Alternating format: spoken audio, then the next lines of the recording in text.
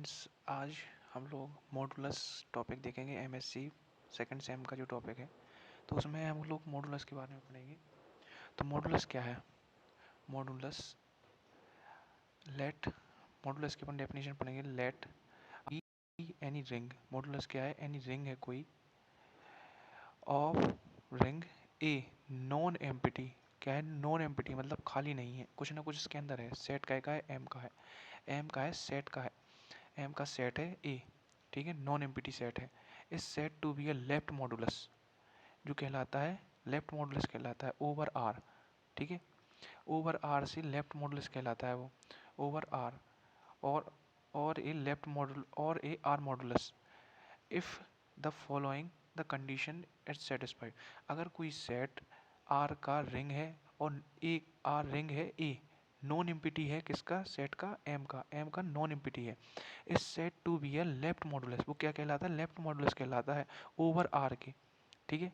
It is satisfying the condition. अगर वो यह तीन कंडीशन सेटिस्फाई करता है तो वह सेट कहलाता है क्या? लेफ्ट मॉडुलस हो जाता है, ठीक है।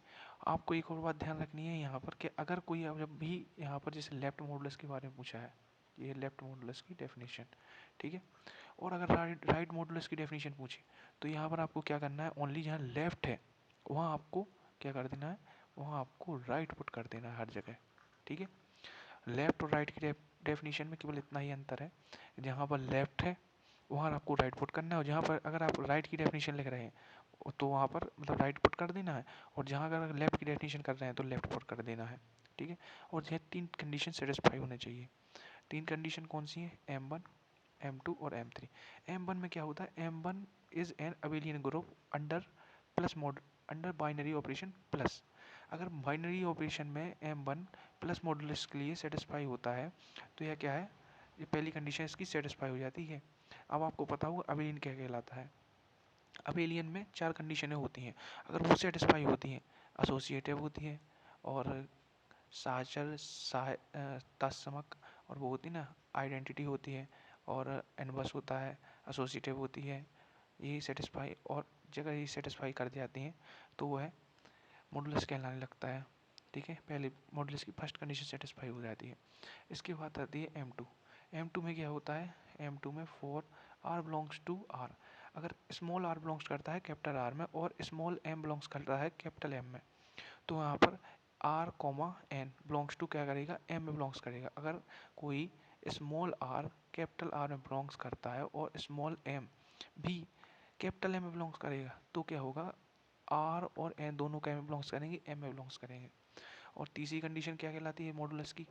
तीसरी कंडीशन यह है कि R कोष्टक में M1 प्लस M2, तो इसका क्या होगा?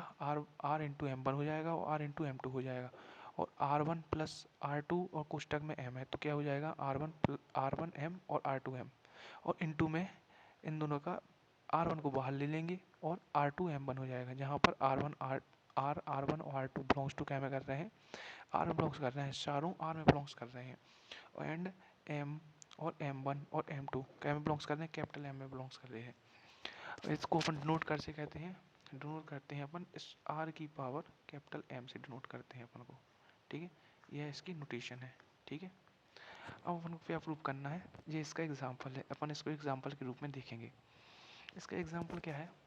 Prove that every abelian group G is a modulus over the ring of integer Z के लिए रिंग की मॉडुलस है कि नहीं, ये अपन को सेटिस्फाई करना है। We observe that M1 G1 plus R is a abelian group. जब आपको R1 सापेक्ष में इंटीजर्स के लिए अपन क्या करेंगे? अबेलियन ग्रुप सेट के लिए अपन क्या करेंगे? सारी अबेलियन कंडीशनल लगाएंगे। जब अपन अबेलियन की कंडीशन अप्लाई करेंगे तो क्या होगा? तो यहाँ पर यह ग्रुप क्या होगा? अबेलियन अपन का आएगा। तो इसके लिए आप सारी कंडीशन सेटिस्फाई हो जाएंगी तो यह एविलिन आ जाएगा, ठीक है। तो इसके बाद फिर अपन क्या करेंगे? जब एविलिन आ जाएगा तो अपन दूसरी कंडीशन पे जाएंगे। दूसरी कंडीशन क्या है? M2 है। M2 क्या है? M2 क्या है? There is defined scalar multiplication. अपन इसका स्केलर मल्टीप्लिकेशन करेंगे किससे? कि जहाँ पे n क्या में बिलोंग कर रहा है? इंटीजर में, जेड में, ठीक है। एंड और स्मॉल g क्या में बिलोंग्स कर रहा है? कैपिटल जी में, ठीक है। And we have n comma G belongs to क्या में बिलोंग्स। अब ये एन और ये जी दोनों क्या में बिलोंग्स कर रहे हैं, दोनों कर रहे हैं कैपिटल जी में बिलोंग्स। बिकॉज क्योंकि आपने पढ़ा है कि n into G equal to क्या होगा, G1 G2 G3 dot dot dot G n times होगा। फॉर ऑल एन क्या है, ग्रेटर देन इक्वल टू है जीरो से, क्योंकि एन इंटू जी के इक्वल टू क्या होगा, माइनस कोष्टक में माइनस जी एन जी। अब इसका फाइनल क्या आएगा अपने पास, फाइनल आएगा एन जी ही आएगा, एन जी आएगा, जो कि for n is less than zero, जो कि जीरो से छोटा है। ठीक है, तो यह कंडीशन भी सेटिस्फाई हो गई। अब अपन चलेंगे तीसरी कंडीशन पे। तो तीसरी कंडीशन अपने पास क्या है, M3। M3 के लिए अपन ने ऊपर पढ़ा था, तो अपन को क्या करना है, N into G1 and G2 plus में। तो फिर इसका क्या करेंगे, मल्टीप्लाई कर देंगे, अंदर मल्टीप्लाई करेंगे तो एन G1 आ जाएगा प्लस एन G2 आ जाएगा। और दूसरा क्या है अपने पास, N1 प्लस N2 इंटू जी। तो अपने पास क्या आएगा, N1G plus N2G। N1 into N2 into जी का मल्टीप्लाई करेंगे तो अपन N1 बार ले लेंगे और N2 इंटू जी हो जाएगा। For all integers N1 N2, ये तीनों इंटीजर्स कहाँ से बिलोंग कर रहे हैं अपन को, ये N1 N2 कहाँ से आ रहे हैं, तीनों आ रहे हैं इंटीजर्स से। And for all G1 G2 G3 कहाँ से बिलोंग्स कर रहे हैं, कैपिटल जी से बिलोंग्स कर रहे हैं ये। ठीक है, फर्दर भी नोट, अपन क्या नोट करते हैं, G इज ए मॉडुलस। जी क्या है, मॉड्यूल है। जी क्या है, जेड क्या हुआ, G is the module of Z G. Z G क्या है, G is a module of Z module. G क्या है, मॉड्यूल है जेड मॉड्यूल का।